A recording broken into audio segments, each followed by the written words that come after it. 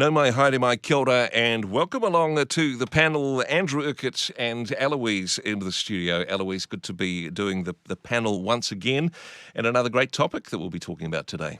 Yeah, really excited. And of course, we're back on the Facebook live stream. So if you want to watch this, you can on the Life FM or the Remit Facebook page and also on the Life FM YouTube channel. And we do want some audience participation on this one as well. So if you are watching on the live stream on Facebook or on YouTube, don't just sit there lurking or stalking. Come on, get your comments out there. We'd love to put your questions to our panellists today. The topic that we are talking about is a Māori perspective, te ao Māori, and in particular, as we head towards the election, issues to do with Māori in New Zealand and whether or not that will influence your decision.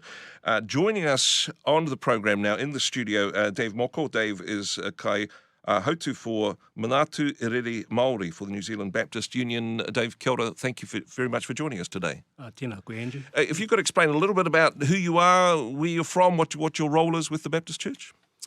Yeah, sure. So I whakapapa to Tapuika down in the Bay of Plenty on my mother's side and my father's side from Ngāti Pukenga, ki Makatu.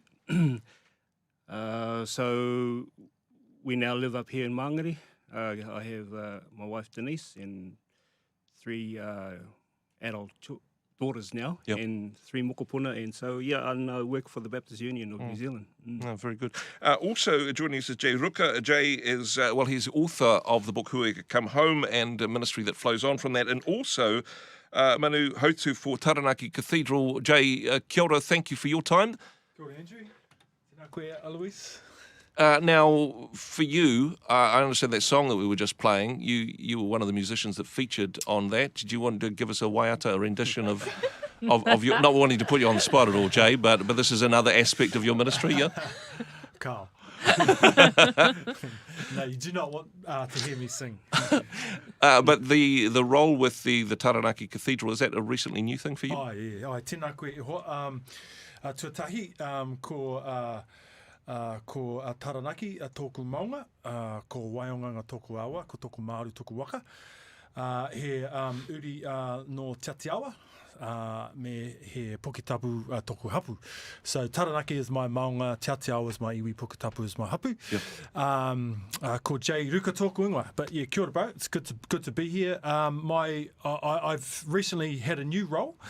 I say I've been seconded to the dark side.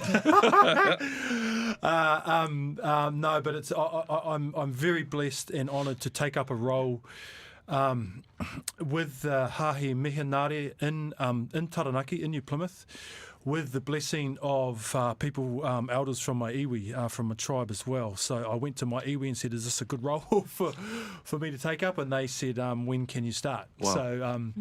So it's essentially, you know, for those who have read Hui Come Home, it is Hui Come Home in action in a way, in my tūranga waiwai, into my tribal affiliation. But my whānau left that rohe in the 1820s, so it's good to migrate back, really. Yep. And my parents just shifted back there two months ago as well, so it's pretty amazing, yeah. So it's great to be in this role. It's an interesting role.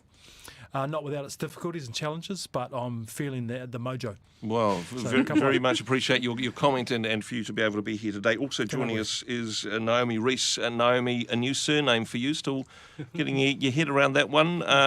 Recently married, nice to take time out of just at the end of your honeymoon to join us here in the studio. Kia ora koutou. Now, I've heard you described, I think you've described yourself as Ngāti Pākehā, is that correct? Ai, ko Rangiuri te Maunga, ko Himalaya te Waka, ko Kaituna te Awa, ko Ngāti Pākehā te Iwi. Ai, ko Naomi Reese Nicholas, tōku ingoa. I'm of Pākehā descent on my father's side from Scotland and on my mother's side from Canada. So listeners that are wondering why we've got a Pākehā talking about Māori perspectives, I would say that I'm a Pākehā that is passionate about tangata Māori, and believe that it's important that Pākehā are advocating for the flourishment of Te Ao Māori. Well, we certainly appreciate all of your perspectives. And for people watching us on the social media stream, we'd love to hear from you as well, whatever iwi you're from, or perhaps Ngāti Pākehā, or whatever part of Aotearoa you are listening in or watching in from. We'd love to get your perspectives on that. On Facebook Live, on Rima and Life and Shine TV. Do check out the live stream there. We'll be back with some more questions for our guests. That's coming up in just a moment. Okay, welcome to people on the Facebook live stream. We are just in an ad break. We've just done our introductions to our guests. You guys survived the first round. That wasn't too tough, was it? Not too tough at all. No. Man, to all the people on the media out there, they could have some quick questions in between on ad breaks. Yeah, exactly. Yeah. If I knew I could say as much as what Jay said, I would have said it. Oh, sorry, Dave. We won't make you go first again. I was being polite. Wow. Oh, yeah, or maybe it's just as well because we don't want to run out of time before we actually get down to this topic. But that's all good. And you've got an update on how many people are on the stream. We can talk about people specifically. There are people watching, eh? It's not just Yeah. It's not just staff. No. Or family members or There's anything. maybe 30-ish Oh, yeah, that's people not at the too bad. moment. Yeah, that's for the opening seconds. That's not too bad, eh? I don't know your parents in me. Man, it's crazy. They were just like that. They Awesome. sold the whare in Taumaranui, and now they're Wow. living down there. Ka pai. Living the dream. Crazy. Awesome. I got part-time job on a funnily enough, with an Anglican serviced home for young rangatahi just coming out of SIFS care. Awesome. So just a transitionary home to help us.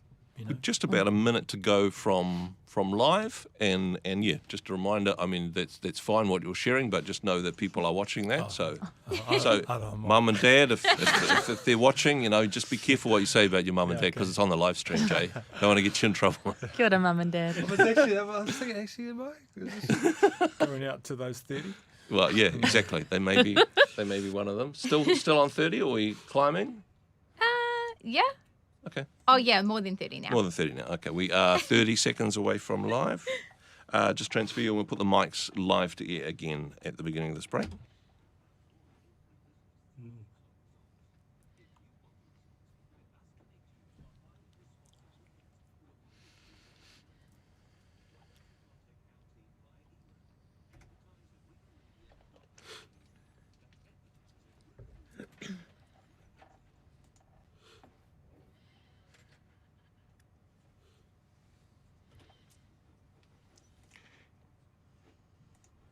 You are with Andrew Urquhart and Eloise Packham, the panel on Rima and Life FM, and also, of course, streaming live. Now, I'm always a bit nervous about this sort of stuff, Eloise. I'm thinking, gosh, what if no one's listening? What if no one's watching the live stream? But hey, give a shout out to some of the people who are watching us on the stream at the moment. Yeah, we actually have Tiara saying, or Tiara Anderson, saying at first, kia ora, Naomi. So I'm not sure if Tiara knows you. Kia ora.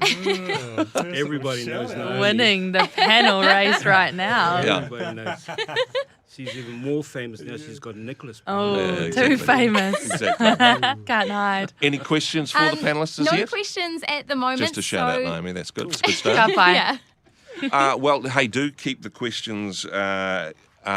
Start the questions coming in, and you'll keep an eye on that. You'll filter out any dodgy stuff, and we'll post some listener questions a little bit later on. So don't be shy in that regard. Now, okay, wanting to jump in there on this one, because when we look at the statistics, when we look at the news, the negative statistics for Māori, a number of different causal factors for this, but essentially, it seems like something in our society is broken. When we look at statistics for imprisonment, for health, for life expectancy, for home ownership, just about every single way in which you can measure success or performance, Māori are doing worse than non-Māori.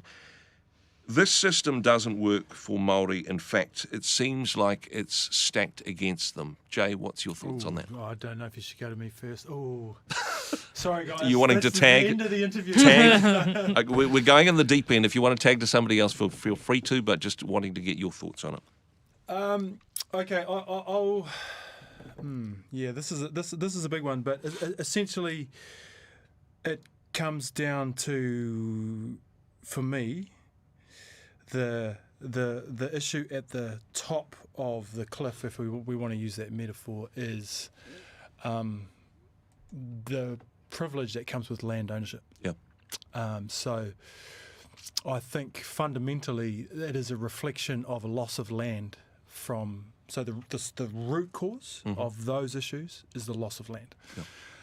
The loss of land, the loss of wealth, the loss of the ability to generate generational wealth and generational well-being. So I think that those things are the cause of these these issues. Yeah. So it's very cool to have, what I think, copious amounts of iwi, whether it's iwi or hahi, are doing incredible work helping out on certain areas, but the cause and the root cause is mana over whenua, or not over, mana with whenua. Having the ability to exercise mana in a landscape space. And that is a part of the issue here, because of the way in which Māori would see land and land ownership is perhaps different than the Pākehā lens. Dave, any comments or thoughts on that?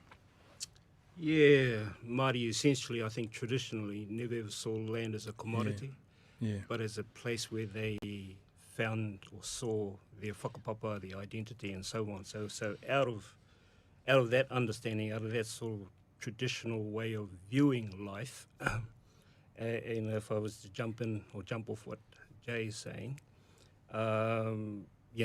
the opportunity to continue that has always been difficult for Māori because of, systemic stuff, that have been imposed upon Māori, either with them knowing or the fact that they are seen as invisible, which is I mean the recent corridor around what's happening at Waikato University at the moment, where all of those Māori professors, are seem to be overlooked and not listened to, and yet what they've contributed to the whole university and so on and so forth, even the student numbers, has been profound.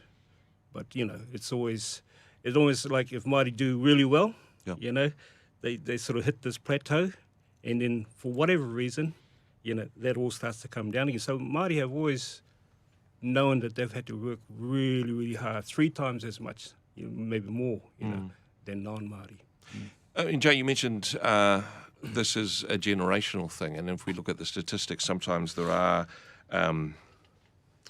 some of the problems to do with income, with unemployment, with drug addiction, with incarceration. These are generational things, and so the upbringing of one generation affects outcomes for the other. But it's not quite as simple as that, even, is it?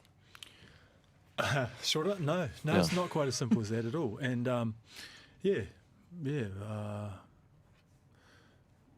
I'll throw this one to Naomi. Don't worry. I'm not going to leave you hanging. Naomi, do you have any thoughts on the generational aspect of how to break some cycles when it comes to these difficult outcomes?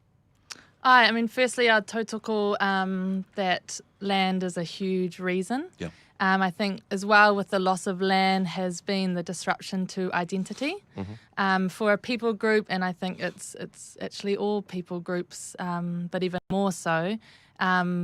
Identity is absolutely woven into place. And so often people are asking me and other people, why are we still talking about this? Yeah. And it's exactly that, because these issues are still at play.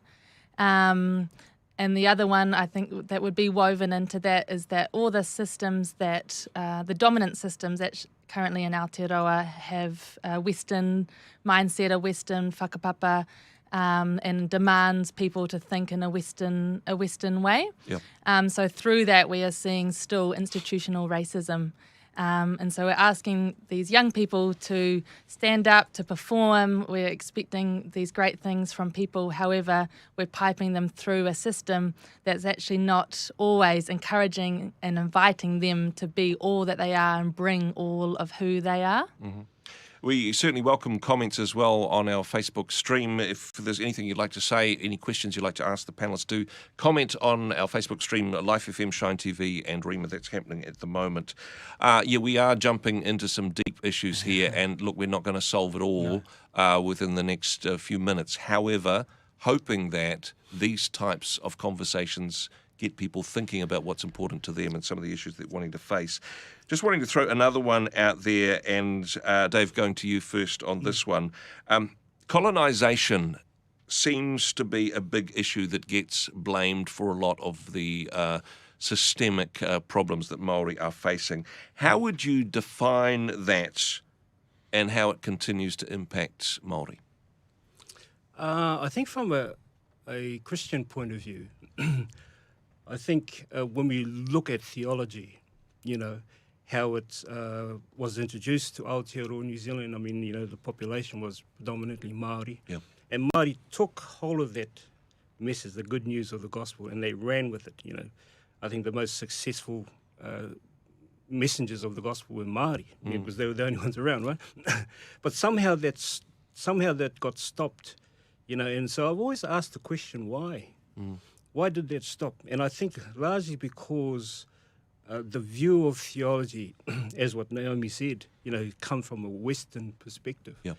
And so did colonisation, come from a Western perspective. Now, the word colonisation comes from a base word of colon, the thing that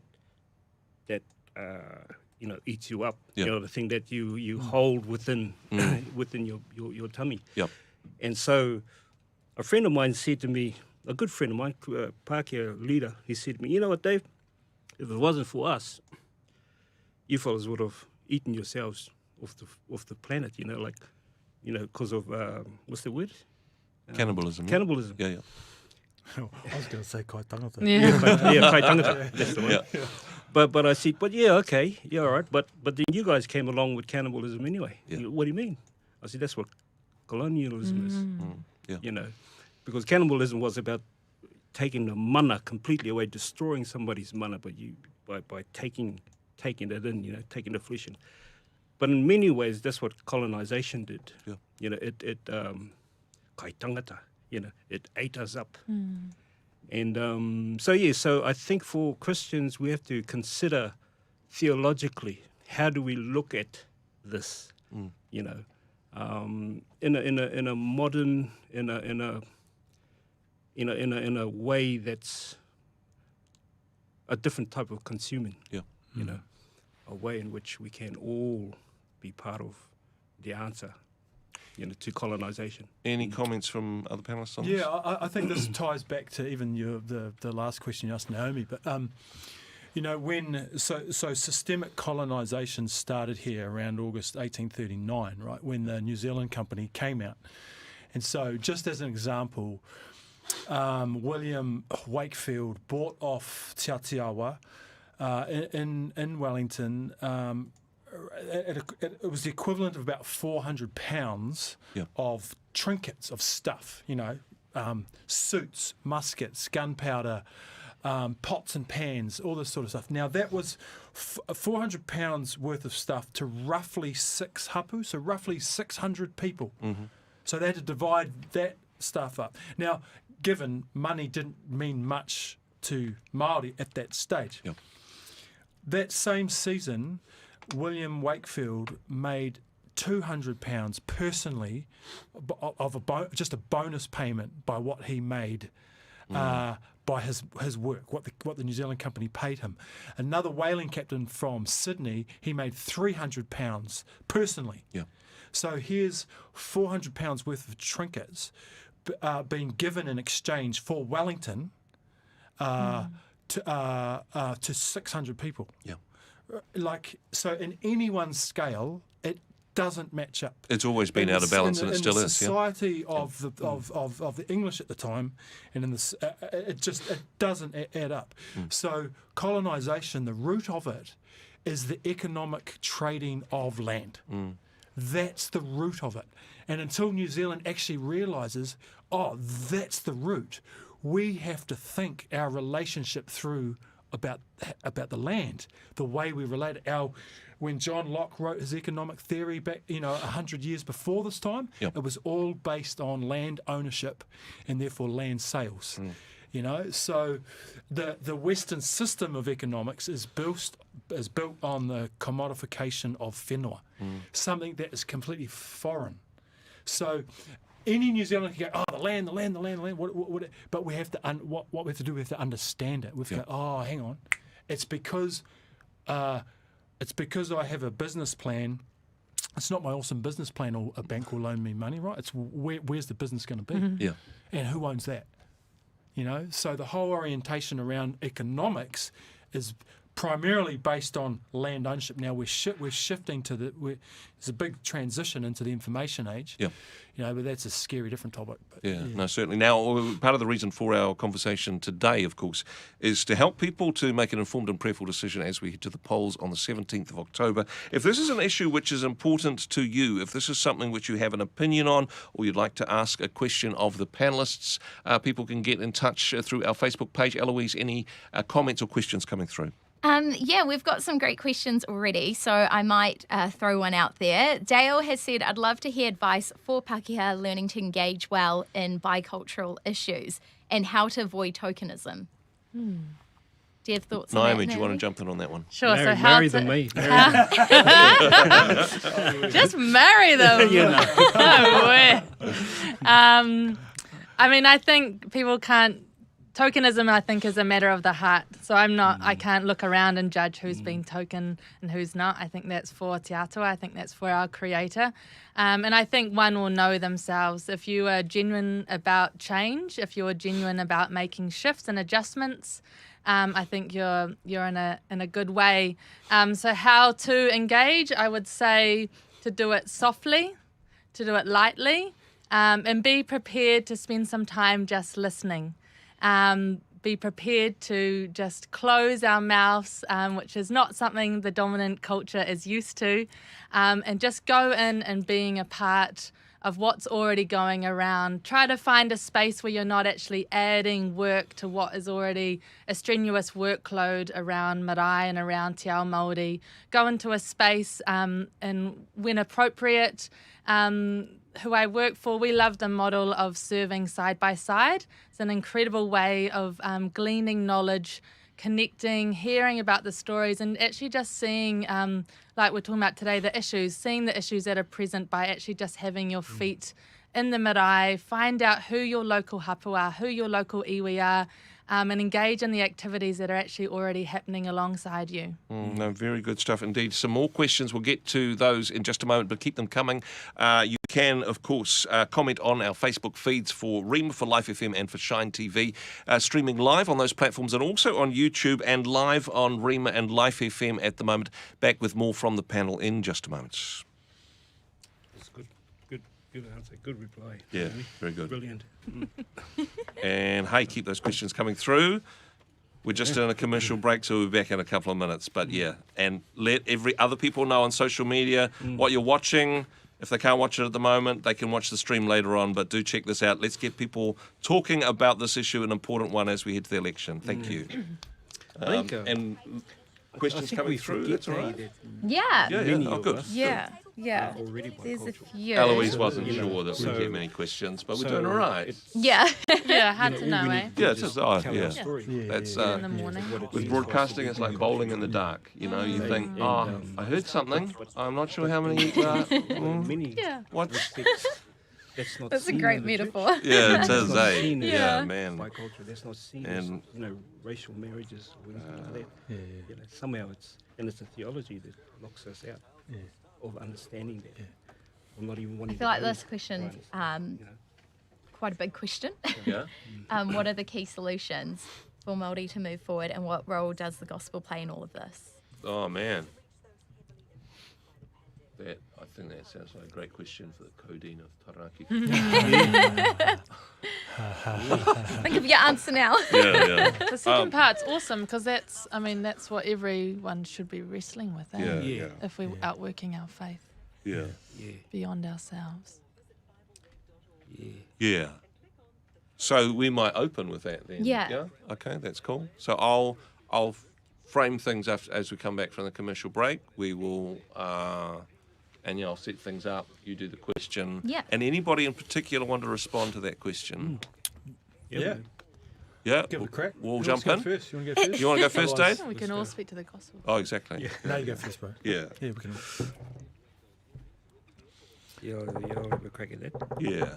I suppose we are still 30 seconds from live.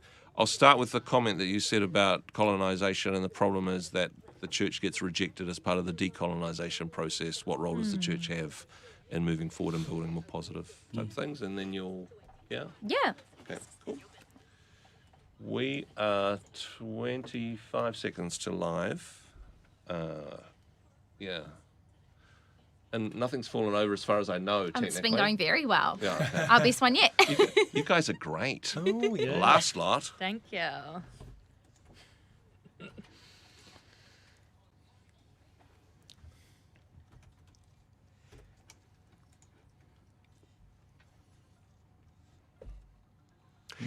You are with the panel. Thank you so much for the people that are watching on the live stream and for the people listening on the ordinary radios, right? Just because we're fancy social media people, we still like people on the radio, right, Eloise? You know? Yeah. Exactly. That's the best thing about the radio. You can, be driving or you can be working while listening. And I get to be on Yeah. I get to be on Life FM as well. I feel like a cool young person. I know I'm not. I'm not in denial about that. We are talking about issues affecting Māori, and in particular issues around the treaty, and if that is something which that will influence your political decision and the decisions you make on election day. Talking before the break, actually, Dave, you were talking about colonisation, the impact that has had on Māori. I suppose the risk for that is people see the church and the missionary involvement in our history as part of colonisation and literally throw the baby out with the bathwater on that one. Yeah, I think, there's been a lot of corridor around, the gospel has to be, at the forefront of what we do. Yeah. That almost sounds like anything that Māori desires is opposite to that. But actually, the truth is more real in they, Māori, I think, want to keep the gospel first for Christians too. So here's a question: Is social justice? Rabbi David's in the house. Yeah, exactly. You might have to answer this, Jay. So Yeah. The dean will have to answer. Is social justice a Christian imperative? Yeah. Does God command it? Is it our moral obligation? Is it something we ought to do? Is the gospel an imperative or an indicative? Is it a statement of what we ought to do or what God has done in Christ? Wow. So keeping the gospel first for non-Christians, what are our moral obligations? And secondly, have you kept them? Because none of us has the clean hands or pure hearts God desires. God hates oppression and hates idolatry. We've all fallen short of God's standards. The gospel message of Jesus' transformation and redemption of humanity is essential to followers of Jesus' belief and experience. Now, when we think about idolatry, immediately a lot of people think about, Māori culture and so on and so forth. But, I've been on this Christian walk for quite a long time, and I've seen that a lot of our idolatry is wrapped up in the assets that we call churches. Yeah. Buildings. The stuff we own, yeah. Yeah, the stuff we own. And I think that we've become more idolatrous around those things and don't even recognize Jesus when he might turn up. Because we've become so professional in the way in which we present a Sunday service to be almost idolatry. Eloise, we have had a question from a listener that's come through on a similar topic to this as well, haven't we? Yes, on Facebook, Chris has asked, what are the key solutions for Māori to move forward, and what role does the gospel play in all of this? There you go, Jay. Jay, that's your one. Tag. Hospital pass. Great question. Who asked that question? Chris. Chris, yeah. Tēnā koe, Chris. There are lots of ways I could answer that question. One way that comes to mind is identity. Like, who are you? And this is for every New Zealander. And I think when we talk about the gospel affords us a multi-dimensional perspective which to answer these questions from the dirt, from the ground up, from a bird's eye view in the heavens. Like, there's multiple ways you can approach this thing. But I think what is crucial for New Zealanders is who are you? Because for hundreds and hundreds and hundreds of years in this place, Māori have gone, ko wai he Māori, like, I'm just a normal person, which is what the word Māori means. So what has happened is that say non-Māori New Zealanders have tried to force Māori New Zealanders to be this brand new identity. Hey, do education like me. Hey, eat food like me. Hey, get your economics like me. Instead of, we've gone, hang on, there's actually a particular way of being human here in Aotearoa that is a unique way of being human, and everybody that's non-Māori has been called to come into this whenua and learn from that way of being human and go, oh, there's this new way of practicing humanity, a new way of practicing culture, a new way of practicing leadership, which is actually an ancient way. So I think ultimately what the gospel in the story of Jesus does, he comes to whakamana all of creation. He comes to lift up all of creation, to speak into the forests. Forest, this is who you are. To speak to the fishes as the ecosystem. This is who you are. Now we bring that onto, say, a traditional evangelical gospel perspective, to speak to an individual person.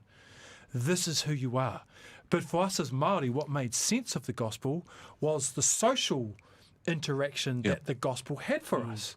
It wasn't just an individual going, okay, I'll give my life to Jesus. No, it was the kaumātua, the rangatira, and in some circumstances, ariki, like the principal chief, all of these people making a decision saying, actually, you know what, our hapu, we're going to go this way. And so they did. So the gospel whakamanas your identity. Sorry for adding that. No, that's fantastic. And I think this is an important part of it, really, isn't it? That this is about a relationship, and that's what the gospel is about. And I mean, just an open question here, because I started from a dark place on purpose. But actually, as we look at these issues, Māori, it's not a problem to be solved, it's a relationship to be cherished. And as citizens of Aotearoa, Māori or Pākehā, there's richness that we can learn from each other in partnership. Yeah, the gospel really does add value to value. So we all been made in the image of God, so therefore that's our first value. The gospel arrives and, we get this understanding of God's truth. Therefore then, we, the story of who we are in the image of God becomes relevant. And so, that's what the gospel, but for Māori too, the gospel is very spiritual. It is a spiritual story. That's why Māori leaped to the idea of this, this all-powerful God, because of it was a very spiritual ability to connect with Eo Matua Kori. Prior to that, all of their connection was done through a priest, if you like. And to Jay's point beforehand, I suppose that part of the colonisation is to say, well, okay, the Pākehās arrived, so therefore this is the new way of doing things, rejecting, I suppose, the precious Māori viewpoint. For Jay, your own personal story, you're kind of like a born-again Māori, and in fact, rediscovering that taonga, that treasure. I'm sorry if that. I don't mean to be insulting to you. I mean that as a compliment. But you've gone on that journey of rediscovering that treasure for yourself in your life. I have, and I mean, part of the story I didn't write in Hui Come Home is, and that's the prequel of this was, randomly enough, of me being in England. And a fire that we know, Donna Jordan, did her teaching on hearing the voice. You can't see this on the radio. I'm doing Speech marks, speech marks, hearing the voice of God. They'll see you on Facebook. Yeah. But she asked us to go away and ask Te Atua, a couple of questions. The first one was, God, what do you think of me? And so I'm walking in this lovely English countryside, hands in my pocket, feeling, I've asked this heaps of times. I said, okay, God, what do you think of me? Now, I wasn't thinking about any of this at all. What came straight back to the core of my mind and my spirit was these exact words: Jay, I think you're Māori. Wow. And I froze because I was like, hey? I don't even think I'm Māori. I'm that riwa, potato, white on the inside, brown on the outside. Yeah. But what it meant for me is that it actually took the voice of Jesus saying, Jay, to me, I see you as Māori. So whenever I'd walk into Māori environments, I feel like that egghead, like that guy that should look like he knows what he's doing, but never knows what he's doing. Yeah. But something happened in my spirit that day that just like this toe. Just this settling happened as God spoke to my identity. He spoke onto the inside of me, and my discipleship in the church was like, no, you've got to lay aside your culture and put it down or whatever to take up Christ and therefore Christianity. Yeah. But it took the voice of God to say no. Who you are as a Māori person, who I am as a Scottish person, right? One of my English rallies married the first Chinese immigrant into New Zealand. So, hey, here, licorice, all sorts. But it took God to say that culture is important to Te Atua.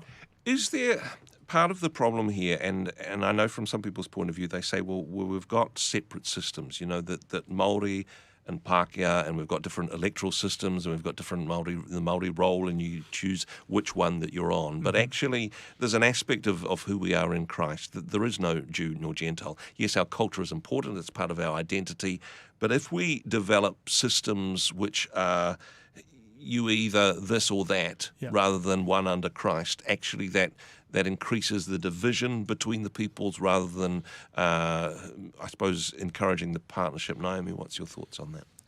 Yeah, I think we need to be very careful about that scripture. I think that scripture has been misused countless times. And reflecting on Chris's question, yes, the gospel has answers, and I would demand it actually of the Lord, if that's okay with theology, that the Lord and the gospel will have the answers because we believe in a living text. I believe that my faith is not something just for Naomi, but rather it's something to understand how I walk out my life in Aotearoa in 2020 as a Pākehā that's been called by God to live alongside Māori.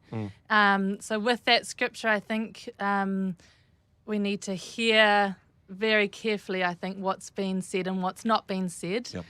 So to echo what Jay has said, God absolutely wants us to be who we are. And I think sometimes we can be scared that we need to be the one with those inserted fingers to be able to live harmoniously. Rather, I think the Lord is saying through that and through various teachings that we can be who we're made to be, and by understanding His ways of honouring one another, which includes honouring covenant, which includes understanding issues of land, that it's actually we can be not one as in one identity, but rather in unity as one. I mean, sorry to use your life as a metaphor, but it's very much like a marriage, isn't it? Two separate people, but in unity together. Exactly, and I'm not, ever going to demand my husband to be my one, and he, good luck for him trying to demand me to be his I one. hope he's watching on social media, actually, yeah. But actually, as our covenant, through our covenant, part of my life That's now, the first argument. as a newlywed, part of my life now is actually to actually devote my life to the flourishment of him, which is a beautiful analogy for Te Tiriti o Waitangi. Yeah.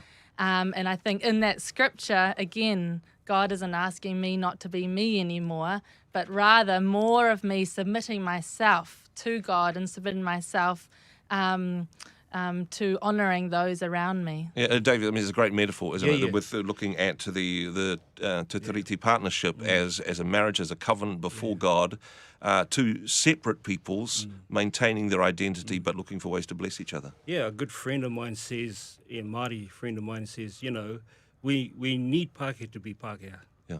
just as much as we need Chinese to be Chinese. We need every ethnicity to be them, in as much as you need me to be Māori, because we can't be anything else but what God created us to be. The gospel helps us to blend together, to understand this idea of what it means to be whānau, hapu, iwi, all of these beautiful community belonging ideas that I think at the bottom of everything, that's what we want, because that's what church is, isn't it? Yeah. A place where we can belong, have fellowship. But That's the idea. Yeah, but that's the idea. Yeah. But then we all go home to, Yeah. to our four walls and all this sort of stuff. So I grew up in this idea of a pā, where you just belonged, and everything in that whole community was part of who you are. Yeah. Everything was part of who you are. And so you found your value, your worth, everything. So this idea of an individual faith and individual conversion wasn't really a Māori concept. You were valued as an individual, but you're only an individual because you belong to everybody else. Yeah. Not the other way around. I'm an individual, so therefore, tata, I'm off. I want to go and find my own way in life. Whereas it's very difficult for Māori to live that kind of, although they've achieved it, they've learned how to live in a Western world. Therefore, then they've gone out and done it. And perhaps that's quite successful part of too. the foundations for some of the issues that we're seeing as a society. Very much enjoying the conversation today. Some challenging issues and some more questions coming through on Facebook Live. Do keep those coming through. Look, if we're not able to answer all of the questions from the panel, I'm sure, that's one of the good and bad things of Facebook, isn't it? We can keep these bouncing these ideas around and sharing this corridor. Back with more from the panel, though. That's coming up in just a moment. Sweet. Yeah, Seeing we're on Facebook, I just want to answer that one now, and just by saying part of the problem with that Galatians 3:26 to 28 passage is that when God says we're all one in Christ, he doesn't say we're all void of culture. Oh no, totally. I was baiting I was baiting that one, and thank you for your response. What people assume is that yes, we're all one. Let's just be one, but we're still speaking English.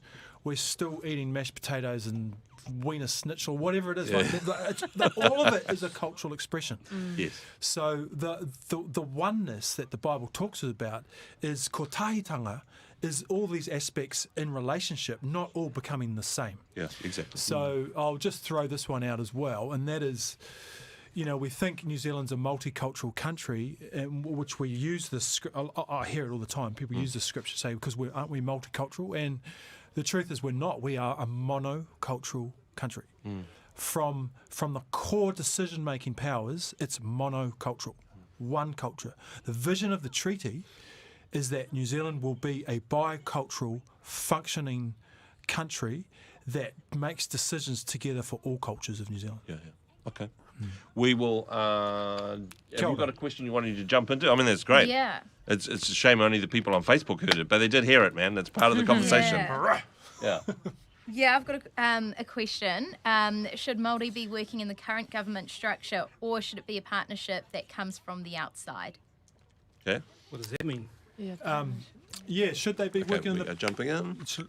Is this going live? Yeah. Or do you want to say that question live? Yeah. Okay. You are with the panel, Urquhart and Eloise Packham. So lots of questions coming through, and seriously, For people that are only listening on the radio, you missed an amazing monologue from Jay during the break. You said it really well. I won't ask you to repeat that as we're coming up to 10 minutes away from 12. But yeah, it was gold. Check it out on the live stream. I know we're recording it. People can watch it back later. That's how it works, right, Eloise? Yes, yeah, we're live on Rema and Life FM's Facebook page as well as Shine TV. Now, lots of questions coming through. We won't have time to get to all of them, but let's kick off the final section of the panel with another question from somebody on social media. Yeah, Janine has asked, should Māori be working in the current government structure or should it be a partnership that comes from the outside? Is there any Māori movement that is doing this successfully? Okay. Maybe someone can answer that last part. But my comment on this would be, since the crossing over to the 20th century and the generation of Siapirana Ngāta, Te Rangi Hirua, Tā Maui Pōmare, since that generation, every single Māori person has been bicultural. Yep. Every single one. Okay, not every New Zealander. Every New Zealander is mostly monocultural, in a high percentage. But so the crown structure is a Pākehā structure.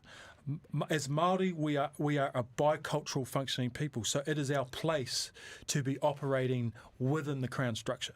But the vision of the treaty is that the crown structure would operate and function in partnership with the rangatiratanga of the chiefs of Aotearoa. Yeah. So Māori, tūturu Māori, right? There needs to be a structure where hapu and iwi representation are making decisions for the landscape, for every law in this country that does it in partnership with the Crown. Can I ask the question another way, perhaps? And Dave, will get your feedback on this one as well. The current system that we have, because I get your point, Jay, that this is community decisions rather than individuals, which is the political system that we have. But the current system, a Māori role, Māori electorates, Māori votes, a Māori party.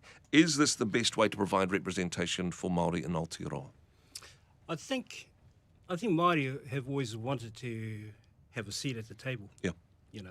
And I mean they tried it by not having a Māori party, and their representation was essentially only 4 seats, and it's been a struggle ever since. Yeah. I mean we got to acknowledge all of those Māori that really have fought the battle, just to get our voices at these places of governance, if you like. I mean, that's the same within the church, really. Having other voices, well, particularly Māori in this case, at the table, it's not about trying to make everybody Māori, but actually helping people to understand there is another way of thinking in this land that actually can bring a perspective of the gospel in a different way, into government. I mean, the fact that at least it's because we're Māori, we're allowed to have karakia, in Parliament, that sort of stuff. And I don't understand why a lot of Christians don't appreciate that. And I think it's because they lack the understanding of what they're praying, what are they praying? Who are they praying to? All that sort of stuff. Now, that can be just a simple, sort of helpful tool that Māori can offer. We are coming to the end of our time, but Naomi, just bring your perspective in on this. Are things getting better? And I mean, open mics, other people can chip in on this as well. Are things getting better in terms of our society understanding the political understanding of the role of Māori, the importance of Māori in our society? Is there a general better understanding of the issues involved in our communities and our churches? Naomi, we'll start with you.